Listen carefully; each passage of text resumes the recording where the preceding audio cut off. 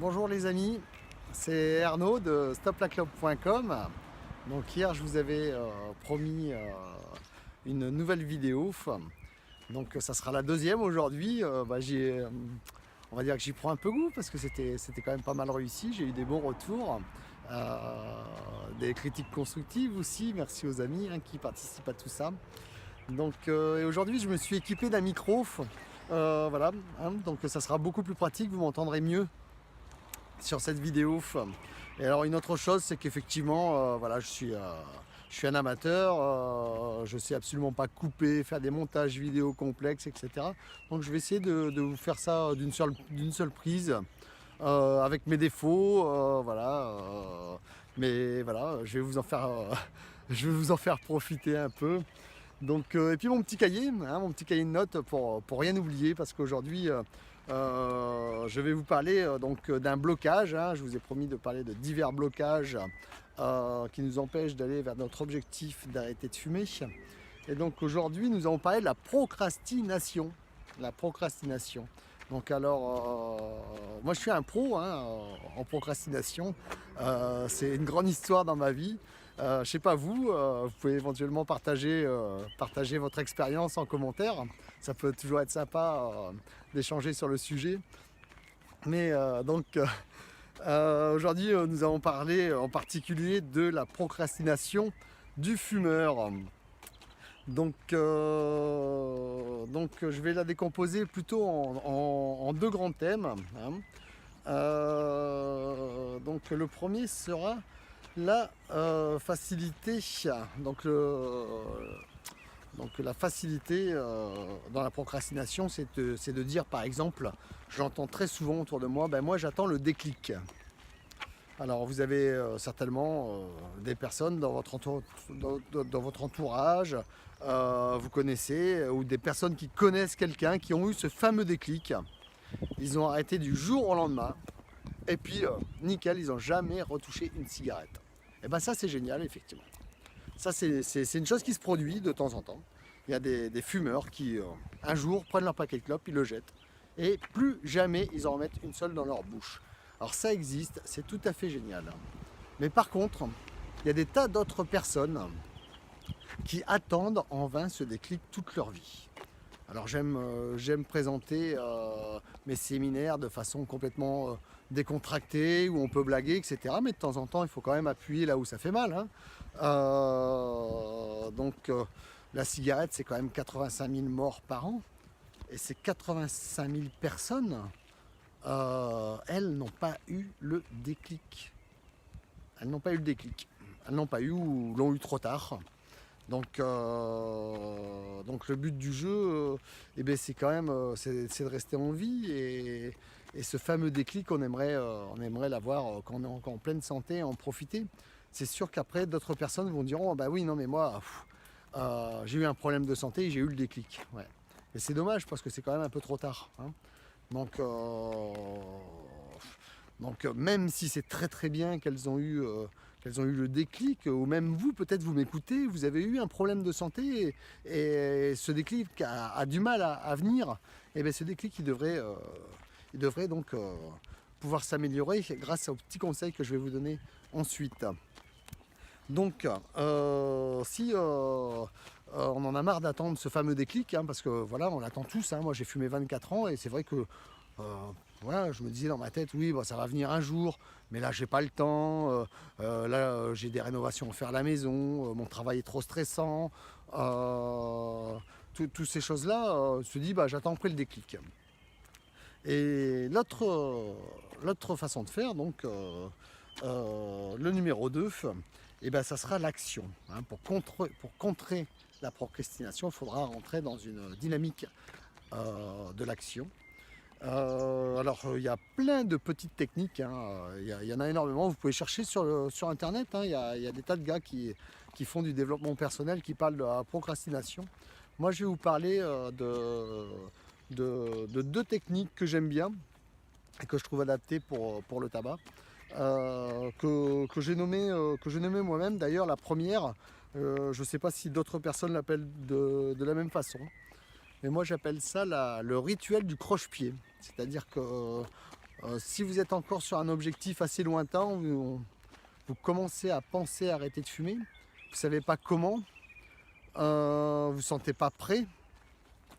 Donc sur cet objectif lointain, pour commencer à travailler, moi ce que je vous conseille, c'est de vous faire tous les jours un croche-pied. Vous mettre des bâtons dans les roues. Par exemple, un croche-pied qui est très très simple, c'est de se dire plus jamais je fumerai dans la maison ou dans la voiture. Plus jamais. Mettez-y l'intention verbalement. Répétez-le-vous face à vous-même, face à la glace, en disant plus jamais je le ferai. Et vous passez à l'action. Vous nettoyez la voiture, vous nettoyez la maison, vous dites je ne fumerai plus à l'intérieur. Voilà. Ça c'est un premier croche-pied qui est très simple à réaliser. Un autre croche-pied, moi, qui avait bien fonctionné pour ceux qui achètent leurs cigarettes à l'avance, que ce soit les cartouches, les gros pots de tabac, avec les tubes, etc. C'est d'en prendre une quantité très limitée. Donc moi, je me suis forcé, par exemple, à aller chaque jour, je suis allé au tabac. Change de main, c'est un peu lourd à force. Pour perdre du temps, c'était un croche-pied. Donc je passais 10 minutes, un quart d'heure, voire 20 minutes chaque jour de temps pour aller au tabac. C'est une perte de temps, on s'en aperçoit. Et au fur et à mesure, le cerveau imprime et fait en sorte de se dire, voilà, il faut vraiment que j'arrête parce que j'en ai marre. C'est chaque jour se rapprocher de son objectif. Pas un jour sans se rapprocher de son objectif. Nous avons tous une vision, hein, on prend une vision lointaine comme ça, on dit ça c'est mon objectif. Et chaque jour il faut faire un pas vers cet objectif. Avec la technique du croche-pied par exemple, mais aussi chaque jour y penser, comment le mettre en action, inventer vos propres techniques. Mais une autre chose qui est importante, hein, c'est parce que voilà, tout à chacun on a le droit d'être fatigué. Il y a des jours où on a trop de travail, où on est fatigué, où voilà, on y pense moins. Et bien au moins c'est de ne pas reculer. Hein. Tel un pilier de rugby, hein, lui, son but, le pilier de rugby, c'est d'avancer, mais quand il n'arrive pas à avancer, c'est surtout de ne pas reculer. Hein. Vous prenez la position du pilier de rugby quand c'est comme ça. Vous laissez passer la tempête. Quand la tempête est passée, vous vous remettez à avancer tranquillement vers votre objectif. Une autre chose que je voulais ajouter là-dessus, c'est que les gros projets dans la vie, c'est jamais un sprint, hein. C'est toujours une course de fond. Hein. Donc je voudrais voilà, faire un petit résumé rapide hein, sur la procrastination. Dans la procrastination, on choisit la facilité en se disant j'attends le déclic, peut-être qu'un jour le déclic viendra. Ou sinon on passe à l'action, et dans cette action on va retrouver donc le rituel du croche-pied pour aller tout doucement vers son objectif. Et donc chaque jour il faut penser, il faut se répéter dans la tête, hein, c'est un peu la méthode Coué, hein, que chaque jour on se rapproche de son objectif, quelque chose de très très important. Donc voilà, pour ceux qui sont presque prêts, qui avancent vers l'objectif et bonjour, qui arrivent, dont l'objectif est là tout près, et bien par exemple un exercice qui pourrait être intéressant, c'est de m'appeler. Envoyez-moi un message, appelez-moi, on discute, c'est gratuit, ça va vous coûter 5 minutes de temps, c'est une clope par exemple, hein, c'est une pause clope. Donc appelez-moi, on peut commencer à en discuter. Il y a le premier rendez-vous si vous désirez le prendre qui est gratuit. Hein. Rappelez-vous, je vous en ai parlé hier dans ma première vidéo. Je veux que le premier rendez-vous soit gratuit pour que ça soit une étape facile à franchir en direction du sevrage tabagique. Après, à la fin de cet entretien, vous êtes OK, vous n'êtes pas OK, c'est pas grave. Mais vous aurez fait un pas supplémentaire vers votre objectif. Hein. Donc cette journée-là, vous pourrez vous dire j'ai fait un grand pas, j'ai bien avancé. Tout simplement.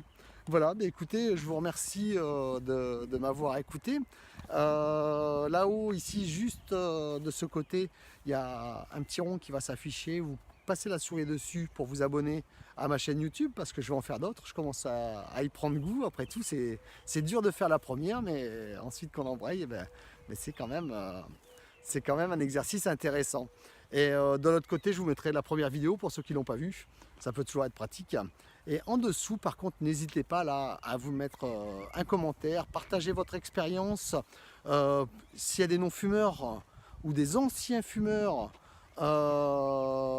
qui regardent cette vidéo, n'hésitez pas à en parler, ça va les aider, ça va aider les copains qui sont encore fumeurs, qui sont encore de l'autre côté, qui sont en train de grimper le mur, et avec beaucoup de courage d'ailleurs. Mettez-leur vos retours d'expérience, c'est toujours très intéressant, des j'aime, voilà, n'hésitez pas à passer sur ma page Facebook pour voir les différents articles que j'ai écrits. Je vous remercie encore une fois beaucoup de m'avoir écouté et j'espère à très bientôt. Devenez un non-fumeur heureux. Au revoir.